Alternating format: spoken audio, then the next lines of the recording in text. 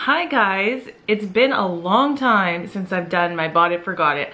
I actually skipped an update at the beginning of December, which should have been November/December. I was just really busy. I had lots of other videos to do and I figured I would just keep going with the same stuff until now and then continue going forward. I was thinking about, I've been doing this now for a full year and I thought, do I want to keep doing it? I'm gonna kind of reevaluate my channel in the new year. So if you guys like this series and want me to keep doing it, please let me know in the comments. It is a pretty well viewed video of mine, so like monthly.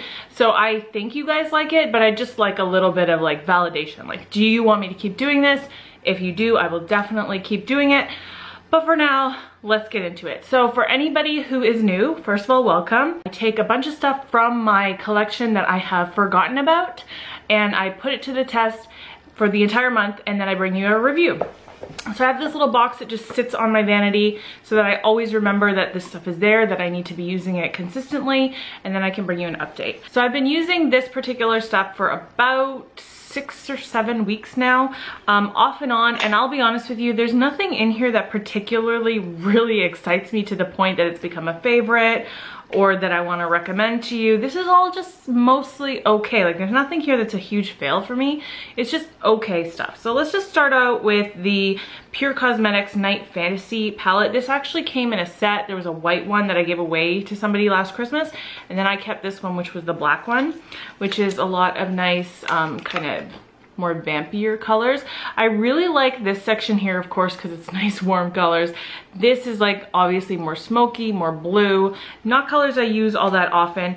All of these colors are nice. This is a difficult palette to work with though, because there's absolutely no mattes in it. It's all shimmery shades.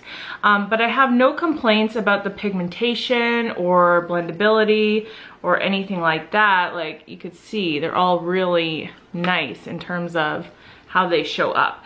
But is this a palette I'm gonna keep using? Probably not. Like, to me, it's more like 2 quads, you know, and I don't really use this. Like, I don't know. I don't have occasion to wear a dark purple color very often. I mean, you can see it. It's got nice pigmentation and everything, but it's not something I'm gonna use a lot.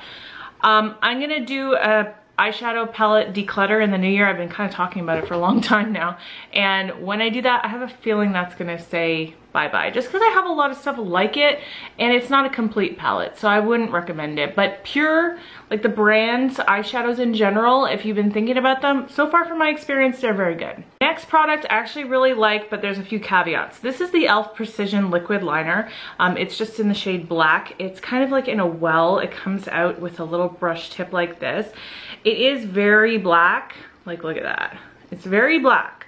But it's also very wet and it takes a long time to dry on your eye. Like, it takes a few minutes where you have to kind of sit there with your eyes closed, because if you open them, it might transfer. So I do like it, but I have other liquid eyeliners that I like a lot better. But if you're on a budget, this would be awesome because I think it's probably only like $2 or $3. So next thing is from Cover FX. This was a sample, well, like a deluxe sample. This is the illuminating primer. Now, you guys know I have super oily skin, so I don't really need an illuminating primer, but if you have dry skin, I think you would love this. This actually comes out very pearly, like, you know, like a pearl, and it's got a lot of shimmer to it, and you could see, like, yeah, I think you can even see just how glowy my hand is just from putting that on my hand. It's got a really nice consistency. It's very moisturizing.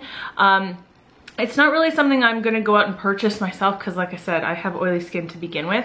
But if you have dry skin, I think you would really, really like this and I would really recommend it. Next thing is from Rimmel. This is the Exaggerate Waterproof Eye Definer in the shade In the Nude. And this is one of those nude eye pencils that just broke. Yeah, so it just broke when I went to swatch it. The tip does kind of dry out, but what's underneath is very creamy. It's right there. You can see it. And it does kind of wake up your waterline. Like, if you put it in your waterline, it kind of does that thing where it makes your eyes look more open and awake. And I do like it, and it is a good budget, you know, product. But it does dry out a little bit on the tip, so, you know, what just happened, it broke. But If you're not on a budget and you can afford to do a little bit more expensive, I would go with the new Estee Edit Eye Kajal instead. That thing is so creamy and so brightening. I really prefer it a lot to this. This actually kind of has like a peachiness to it, whereas it's not as nude as some other ones. So I do like it, but I don't love it, and I probably won't continue using it because I have the Estee Edit one, which I absolutely love. So the next thing is from Marc Jacobs. This is the, what is it actually called? Highliner gel crayon. So this is a black eyeliner. I have used this before and hated it, and then apparently they reformulated it, and now it is creamier. Like when the one I had before really dried out totally. It was so ridiculously dry, and it was brand new. Like I had bought a full size. This is good. Like you could see, it's black, it's creamy, but my eyes react to it. Like it really makes my eyes itchy and watery, and so I can't use this. So in the future, I won't be picking those up, but it is nice. It is black, it does stay, it does set. The next thing is the Ben Nye Banana Powder. This little jar here is something I bought off of eBay. So I got like 4 different of the Ben Nye powders in these little jars because I wanted to try out different types. They usually come in a really big jar, which would take you forever to go through. Now, this one is the banana powder that's, you know, pretty famous. You can see it's like very kind of orangey yellow. And the first time I used this, it does blend in, but the first time I used this during this forgot it, I used it to set my under eyes, and my under eyes looked so bright yellow. It was ridiculous. Like here on my skin here, you can't see it, but when I put it on underneath my eyes, whatever it did reacted with the concealer, whatever, it was bright yellow. It looked terrible. So after that, I was like, nope. The only reason I would use this is for an under eye setting powder. I wouldn't put it all over my face, and since it didn't work, I did not continue using it. So it feels nice. I don't really know that I can recommend it. I know lots of people love it though, so I'm sorry I can't give you more information on that because I could only use it the one time. Okay, this is the Palladio Crushed Metallic Eyeshadow. These are supposed dupes for the Kat Von D Metal Crush eyeshadows, which I have a bunch of and love. Now, when I swatch these, it feels very similar. It's got a very nice kind of velvety feel to it, and it does swatch very pretty. Like, purple eyeshadow is kind of hard to do, so for it to show up like that is nice, but when I put it on my eyelids with a brush, it really does not come across like this. So you have to use a base underneath it, which a lot of the time you have to do with purple eyeshadow anyway. I personally don't really love having to do that extra step. I know a lot of people don't mind, but it's just not my favorite. Very, very similar in terms of the way it feels and the quality from Medusa's makeup. This is the Safari eyeshadow. I don't know, it just says eyeshadow Safari, and then Liger, I believe, is just the French, I think. Anyway, that's what it looks like in case you're interested.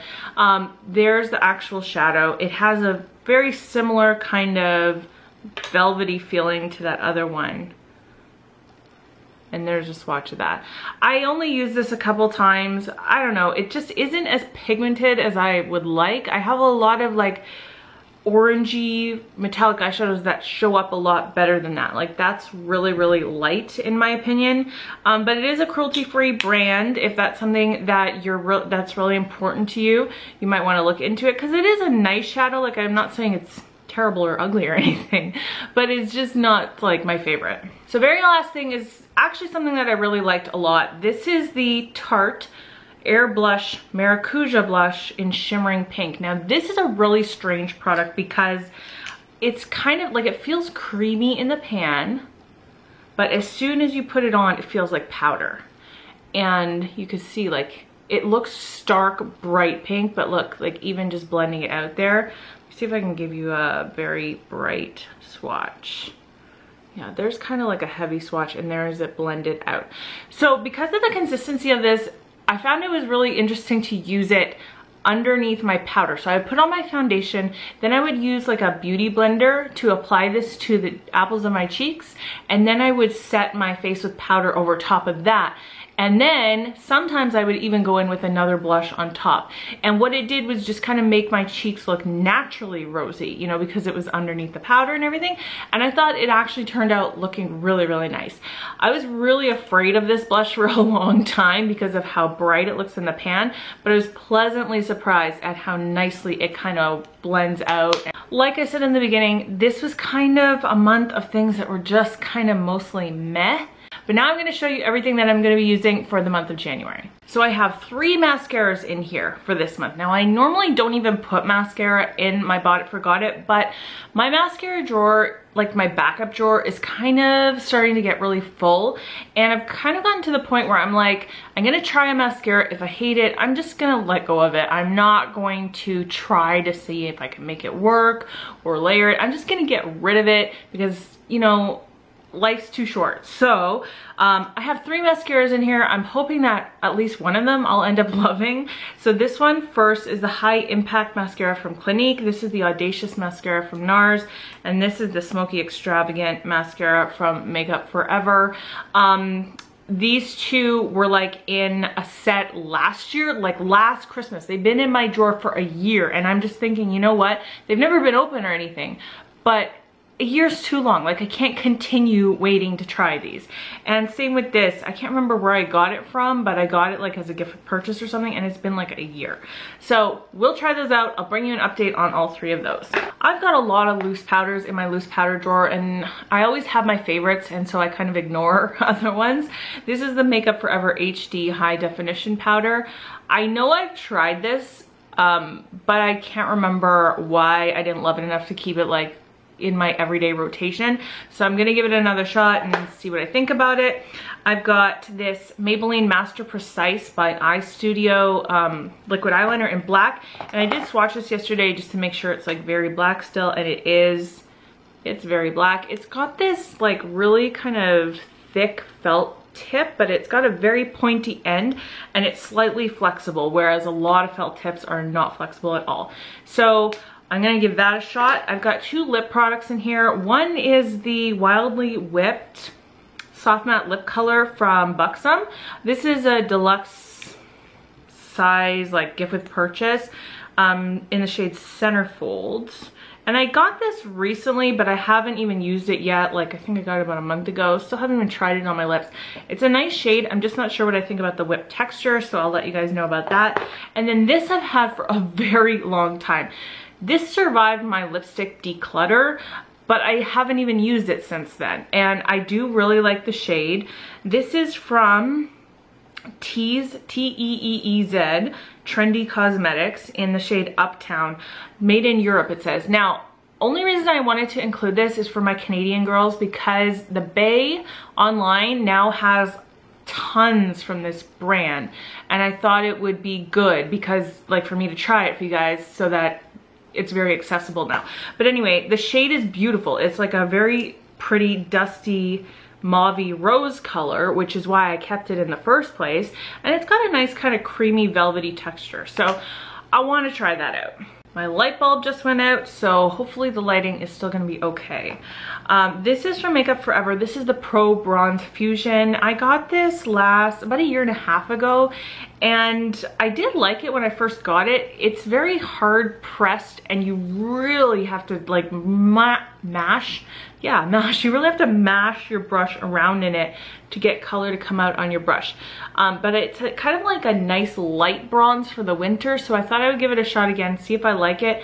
I have a lot of bronzers now, so I think I need to be a little cutthroat on what I want to keep and what I'm not going to keep, and maybe do a declutter there sooner or later. This is the Almay Powder Blush in the it's the Almay Smart Shade Powder Blush in the shade 30 Coral. I really only bought this because of Tati, because she showed it on her channel, and the stars and everything in it are so pretty. And like, you know, not only am I a sucker for packaging, I am a sucker for when they like do something cool in the powder, you know what I mean? Like some kind of design. It just gets me every time. So I bought it, but I've never really worn it. And it is actually really pretty now that I swatch it. That looks really nice. But this is the kind of thing where I think you really need to use it when you're at your lightest complexion, because that's very light for me anyway. And now that it's going into winter, this is the time for me to try it. I have so much primer and I really just stick to my favorites all the time. So I know I did try this out a while ago, but I can't remember for the life of me if I liked it or not. This is the Hard Candy Sheer MD Primer, and this is the shine free version. Controls shine for a matte finish. You guys know I have oily skin, so I'm gonna try that for you and let you know, report back. The last thing is this NYX Wanderlust Lip and Eye collection in the shade London. Now, I did put this in my gift guide, but I don't think this particular palette is gonna stick around for a very long time because it is like a holiday thing, I think. However, I still wanna try it because I really haven't spent that much time trying NYX eyeshadows. As you can see, these colors are beautiful. This is just right up my alley. I used it about twice before I recommended it in my gift guide because I liked it enough, but I really want to give it like a really good shot, really good try, let you guys know what I think about the eyeshadows. So that's the only eyeshadow product I put in here for this month for that reason. That is it. I think that's a lot of stuff, but you know, who knows how the lip products and mascara will go.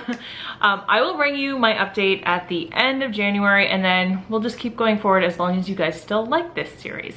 So as always, I like you guys to play along with me. If you want, in the comments below, leave a couple things that you want to try during the next month. Leave them on your vanity. Maybe it's something you've been neglecting. Literally, like, this month is the first month I think where I really haven't found anything that has become a favorite. A lot of the time when I do this, I'll find like holy grail stuff that was just sitting collecting dust in my drawer. But it's also good because now you know if you hate something, you can just let it go without the guilt. You know, you can declutter it without feeling guilty that it's just sitting there not being used. You know, so I like this series for that reason. But that is it for today. Leave me your feedback below. Don't forget to subscribe and give this a thumbs up if you haven't. That always helps me out. And I really appreciate you guys hanging out with me today, and I'll see you in my next video. Bye.